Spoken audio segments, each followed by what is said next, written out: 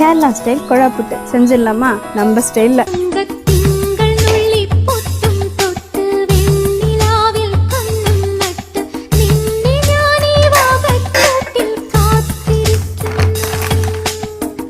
തേൻകിനിയും തെന്നലായി നിന്നരികെ വന്നു ഞാൻ, കാതിലൊരു മന്ത്രമായി കാകളികൾ മൂളവേ